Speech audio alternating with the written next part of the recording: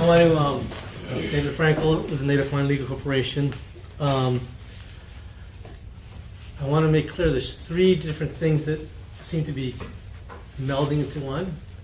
One is you have the Kukui case, which is an application which has been decided by the Hawaii Supreme Court. You have a new water use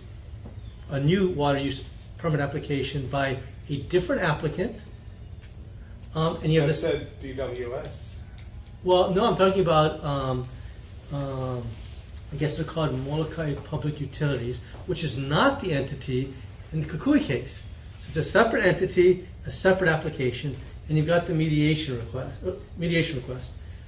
Before we can do mediation, before we can deal with the new WUPAs, so I know you don't like these abbreviations. So what's the first case that the Hawaii Supreme Court dealt with has to be dealt with. And as Linda indicated, it should be very easy to do, and that is that application, that case needs to be closed, the application dismissed, and that has to happen. If it doesn't happen, you're going to have incredibly complicated procedural problems. And so we've been asking for this for quite some time. I'm not quite sure why it's taking so long, but the issues cannot be merged. The new application by MPU cannot be confused with the case that went to the Hawaii Supreme Court. There are lessons from the Hawaii Supreme Court decision, but the contested case, that contested case is going to be completely separate and apart from the contested case hearing over the new application submitted by MPU. So I hope that's clear.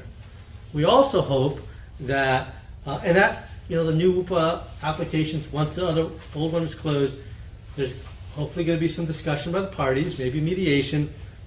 We hope that doesn't prevent this commission from acting as you should regarding the fact that Molokai Public Utilities has been using water illegally for years. And you have the authority to fine them. And you're a trustee, and you should be. And you shouldn't be awaiting the results of mediation for a new application to address this problem. Because it is a problem, and we filed a complaint with you in, I believe, 2012, and you haven't addressed it. And it is frustrating for us when you have a major entity that is doing something illegally without consequences. And that's just not right. It seems like whenever Native Hawaiians have a concern, their concerns are put on the back burner while large corporate interests continue to use water without legal authority. And that needs to stop. Thank you.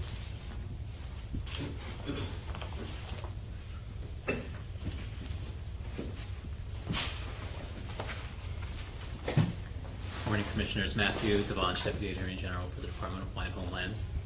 And Jonathan Scheuer, DHHL. I'd first like to agree with Mr. Frankel's proposed course of action that the contested case be dismissed, seeing as there is a different applicant now. I think it makes it much cleaner to dismiss that, proceed with the new application. That being said, I can't remember if it was Commissioner Starr or Commissioner Buck's question about DHL's reservation and what happens if water is drawn by another entity against that reservation. The Kukui case is very clear that this commission has a duty to protect DHL's reservation whenever feasible. So it's not just DHL's future uses from its reservation that you need to protect, it's the reservation itself. So I think you need to keep that in mind going forward. And of course, the reservation is a public trust purpose. It's entitled to the full panoply of constitutional protections that other public trust purposes are entitled to. One concern that I had about the presentation that was just given, first of all, I fully agree with Charlie's assertion that DHL's draw of water from its reservation is itself a public trust purpose, not just its reservation is a public trust purpose. We agree with that. But the notion that MPU's application and DHL's application can be seen as competing with one another, I don't think that that's correct. For instance, MPU under the water code has to show that its proposed uses don't impact DHL's rights. DHL's application is not going to be subject to that same thing. So there are different burdens that are going to have to be proven by the parties. Another one is in the Kukui case, DHL had alleged or had claimed that additional pumpage from well 17 by KMI would increase chloride levels. This commission had said, DHL, that's your burden to prove. The court came back and said, no, that's not. Where there's an alleged harm to a public trust purpose, which in this case would have been DHL's wells, it's the burden of the applicant to show that its proposed uses are not going to affect those public trust purposes. So there are going to be different burdens that are put on each party. And I don't want the commission to get the idea that you're just going to be evaluating these on an equal footing. And as far as some of the factual clarifications that need to be made about the presentation, I don't know, Jonathan, if you have some of those. We offered before the presentation was given, be happy to sit down with the staff. Just a couple key ones besides the points that Matthew has raised is, when it defined the slide that defined public trust purposes of water, the staff put up a last bullet that said DHL reservations of water for future reasonable beneficial use. That's not actually in the case law or the code anywhere. The term reasonable beneficial is a standard that you all as commissioners apply to non-public trust uses of water. So it's a sort of conflation of those things. And again, that's important in terms of how are you supposed to handle all these different requests of water that are coming at you. And it's really, what does the public trust need first? And then after you've accommodated all the public trust uses, then you can look at, okay, are there non-public trust uses of water, and you evaluate those on a reasonable beneficial standard. So the other thing I would just highlight right now that was left out of, I believe, the timeline, and especially given the presentation's assertion that we're over pumping, DHL did actually apply in a timely manner for its existing, for an increase in uses. The commission staff actually recommended a denial against it, but actually it was put on hold because one of the Molokai Ranch subsidiaries objected to our permit. And we entered into mediation on that permit. Their objection was later withdrawn. But we've always, throughout this case, have sort of tried to, it's not just like we're willy-nilly pumping water and we don't care about what you guys think. We've applied repeatedly. We've tried to get the amount of water that we're actually using for our beneficiaries. And the problem has not been on our end. It's actually been on the decisions, or rather lack of decisions, by this body. So just hypothetical, assume we figure out how to dismiss the Kukui case. Assuming we look at NPU's current use and make some sort of action by the commission on its illegality or how much or something. And then we enter this mediation process. What is it in your mind that we're mediating? My client feels very strongly that the way to go in this case is to not get embroiled in a contested case that's ultimately going to go back to the Supreme Court, and which will probably then be remanded for some reason, and then we're going to have to start all over again. So mediation offers, I think, a way for the parties to get together and say, here's how we can all protect our interests without infringing on each other, to try to come up with something that everybody can live with, and then the commission will hopefully feel can be adopted. NPU part of that mediation process, or just between you and the county concerning the wells? I think it would be critical to have MPU's participation in the mediation. I think the other thing it can address in mediation, Charlie spent some time describing the relationship between the Molokai irrigation system and how it's used to transport well 17 water to the west end. The Molokai irrigation system is badly in need of servicing and repair, and you could actually realize some efficiencies by repairing that system, which could actually address some of the scarcity issues that appeared to exist within the Kuala Pu'u aquifer in a mediated context, whereas that wouldn't necessarily come up in a contested case process. Okay. Any other questions? Yeah. I'm a little bit confused about the DHHL reservation, because I see from Charlie's presentation that there is a DHHL reservation that was approved at 2.9005 million gallons a day. But then from the chart on page 17, I'm looking at 2.635 plus 0.637, which totals 3.272 million gallons a day. So either, I would assume either that's wrong or there is a request to raise the reservation. If I may, Chair, I can explain that there was actually, the Commission has twice passed reservations for DHHL. Initially, it was, I think, slightly less than 1 million gallons a day. Then we came in with a revised reservation request. You approved that on the effective, I think it was actually April 1998, not March, but when you actually, that reservation came into effect, if you read the administrative rules, it says that is reservation of water of 2.9 in addition to existing DHHL uses. So it did not encompass the existing DHHL uses, so that's why you get the 2.9 plus what was considered to be existing use as of the date of that reservation. So can we all agree that the DHHL reservation is for 3.272 million gallons a day?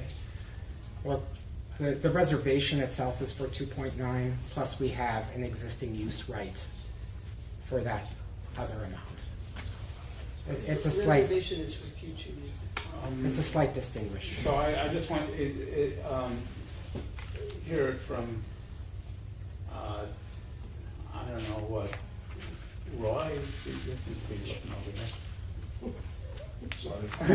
Charlie, Jeff. I'm not someone? sure what the question is. Yeah. They do have requests for additional use, which would be drawn from the reservation. Oh, okay, so it's 2.9, that's the sum. The 0.367 is just a portion of 2.9? No, No. point So three it's six added seven on. was existing. And then we're adding on 2.9. Yes, correct. So how much is the DHHL use plus reservation for Kohalahu aquifers? Their use is in excess of the allocation at the moment, and then the reservation is in addition to that. So it's 2.905 plus 0.367. Yes. Correct. Yes, correct. So Part of their request for new use is to cover that overpumping. Yeah. 3.27. So it's 3.272. Okay, and that's out of the 5 leaving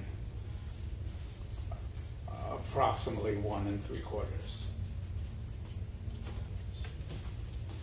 And I'm a bit confused over the DHHL's request for mediation, which seems to have triggered some kind of doomsday clock scenario here that has to be dealt with otherwise. But meanwhile, there seemed to be a outstanding contested case and orders on remand and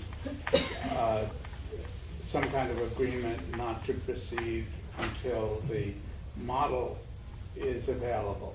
So is DHHL's position that everything else should be put aside and it should go to mediation, or was the petition for mediation just supposed to take its place in line even though there's a 90-day deadline to do it? Could you explain your thinking on this? So I think that the best course of action is to deal with the contested case, and our position is we should get rid of it, so that would be gone. And then for the mediation to at least postpone all of the deadlines for the commission to act on the applications pending the results of the mediation. And of course, the mediation is going to depend on large part of what the USGS study can show and what kind of scenarios can be run on that. So you're willing to put aside your request for mediation until at least the contested case has been dealt with, and then the model is available? I think it should Yes be or fair. no? I think it should be fairly trivial to take care of the contested case portion of this. If everybody agrees that it should be dismissed, and we should get it, go forward in this other way. Go ahead. The mediation request was really in reference to the Water Commission staff's decision to notice MPU's permit as complete, or the ranch's permit as complete, as well as re-notice the counties. That started that 90-day clock. Our mediation petition was in reference to that, not the remand issue. We do agree the remand issue needs to be dealt with, but absent the mediation request, it was not entirely clear whether the commission had a reasonable basis for delaying the 90-day deadline on the permits that the staff chose to notice. And I'm just trying to understand how we untangle the thing so we can steadily move forward. And as far as the model goes, I think that the commission can go ahead, if it would like to approve the mediation even before the USGS model is ready to run scenarios. It doesn't mean that we're going to have to start the mediation immediately, but I think having it approved and knowing that we're going to go forward with that path would be helpful for the parties. Can I offer, I think, and again, this is it seems obviously the commission needs more input and a strategy to end we need to get rid of the contested case. I'm hearing that loud and clear. I think the parties seem to be willing to mediate, but we still have a current complaint about the illegal, and I don't say it is illegal, but quote unquote illegal use by MPU. We need to have some sort of information from staff about what MPU is doing and any intermediate decisions the commission might want to make before we then enter the mediation process. Because that then kind of sets it up. So we've taken care of the contested case. We've dealt with some of the MPU, or at least understand more where they're coming from, and if there's any current uses that are definitely illegal based without a permit, we could make some intermediate calls on that, and then that kind of clears the air for the parties to sit down and mediate the next step. That's at least in my mind what I'm hearing. So I'm not legal smart enough. How do we get rid of the contested case, and how do we get a little more information on the current MPU use of a well that is not permitted at all, so we can at least kind of clear the air so the stakeholders can then mediate to seem to willing to. That's from my simple mind where we're at. We have an outstanding motion to dismiss this contested case. It was for a full dismissal of the case, and that's never been ruled on by the commission. I mean, I would understand if you needed some additional briefing, but the briefs are there, and that was filed three years ago or more. No. More than that, but it was just never ruled on by the commission. I think what I'm hearing, though, is that the push to do mediation on a fast track was triggered by a concern that there would be a rapid Approval of the MPU use. Yeah, right. Approval of this use by I forget which of the entities is applying. Molokai Public Utilities. So I know we haven't heard from Mr. Schulmeister yet. I assume he has some wisdom to impart on this. But I think it would be good if we can get to a point where we can start to move forward, and maybe we should. Yeah, and just to clarify, the mediation is not about the contested case proceeding. It's about actually that the overall situation, and there's not. The mediation process. The proposal is that to put it on hold, put the required decision making on hold, so that the study can be concluded without, we get the full information in order to make the best discussion and decision. Okay. Thank you. Thank you. Other testimony?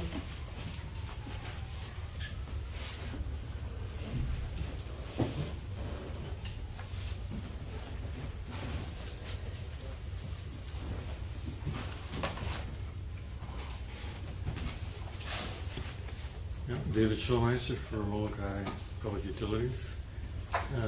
Didn't really come planning to provide any particular testimony, but in view of the testimony that was provided in the discussion, I mean, I do have some comments. To be honest, I'm a little confused about the what I've been hearing. I mean, the statements about the relationship between the petition for mediation and the contested case. And maybe that's because I don't know if people have been very clear on what exactly they're referring to when they refer to the contested case. But anyway, the way I've been looking at it and conceptualizing it is there is a pending contested case. And so I've been assuming that when people talk about the contested case, they're talking about the pending contested case, which I think goes all the way back to 1998 or something like that. And that one, I don't think had any specific deadlines. It just kind of it went into limbo upon, after the remand in 2008. There's been that whole scenario where Molokai Ranch had indicated they weren't going to pursue it, and then the public, and they weren't going to continue to operate the public utility. And then the PUC had, and I wasn't involved back then, so I'm just going based on what I've been able to piece together. But there was both a Department of Health action for a decree to require the water to be continued to be provided, as a public utility. And the PUC had their rate case. So, and this is at a point in time when, as the point has been made, there is, because of the vacation of the previously issued permit, there was in effect no current permit. So, and Molokai Ranch actually said, all right, so we won't draw water. But they were actually compelled by two different public agencies to continue to operate, even though there was no water ground use permit. And that is, I believe that's currently the case. I mean, there was a motion that was filed in the contested case after the remand by Molokai Public Utilities to try to address this issue by saying, hey, can we have the Water Commission address whether we can continue to pump, because we're in this never land of not having a permit, even though the PUC and the Department of Health are saying, yeah, you have to pump. And even the other parties in the contested case who are claiming that it's illegal to pump, they are continuing to say, well, but you should still be able to supply the domestic users. Okay. So that's an issue that's sitting there. The position of Molokai Public Utilities is they're in favor of mediation. It's not clear to me how the mediation can not involve a contested case. I mean, unless there's legs to this idea that the contested case should be terminated. It's not clear to me that it should be terminated or that it would make sense to terminate it. And one of the reasons why is because the Supreme Court was well aware, because it's part of what they said, was that the use application had to be dealt with as a new use. So they knew that that was going to be the subject of the remand, and yet they still remanded. So at least from the point of view of the way the Supreme Court opinion was written, it seemed like they contemplated that the contested case would continue with a new use analysis. So you had all these days of testimony, you have all these exhibits, and you have findings of fact and conclusions of law that were made in a contested case that went up on appeal and have not been disturbed. It just, it may well be that it just makes more sense to update the scope of the remanded proceeding in relation to the new use application, which seems to be what the Supreme Court contemplated. And all of the findings of fact, conclusions of law that were not disturbed on appeal would still be there. And then there obviously would have to be new findings and conclusions based on the issues that were remanded, and then you'd be done. There's also the issue of whether the new use applications for the County of Maui and DHHL should be consolidated. That was never the case previously. In other words, I don't believe, that wasn't part of the contested case previously. In my way of looking at it, and I certainly, if there is a briefing schedule established, and Mr. Frankel files something that explains why he thinks it should be terminated, and we can respond to that more formally then. But my assumption when the subject of mediation came up, my assumption was, yeah, we have these different moving parts, and we'd be happy to try to work to a resolution where we can amicably resolve all those moving parts. Definitely in favor of mediation. I don't think I agree that mediation would necessarily have to wait until the quote-unquote contested case is dealt with, because that assumes that there's two contested cases and there's really only one, and it assumes that this one can just go away even though one of them appealing came back down and has all these findings of fact and conclusions of law that never disturbed. So in my way of thinking, and I would reserve the sort of the right to see what other people file on this and discuss it with my client, but currently as I'm sitting here, my way of thinking is if there's going to be mediation, I'd be more concerned with just the timing of the information and less trying to come to a definitive quote-unquote resolution of the contested case, because that assumes that can be done. I'm not sure it can be. I don't think you just assume that you can take up at another meeting the question of whether the contested case should be dismissed and just assume that the answer is going to be yes. I don't think you just assume that. In fact, I would probably default to assuming otherwise. That instead, that if there's going to be a mediated solution, that the mediated solution would take care of whatever is remanded from the contested case, plus whatever other issues come up as a result of these other use applications. And I'd be more focused on just the pragmatics of scheduling it so that people felt comfortable that they had the information they needed. And I would be more focused on that. Thank you. Question? You mentioned the pragmatics of scheduling. If we're going to go into the HRS 91 contested case as a next step, would there be a time you would want before we did that?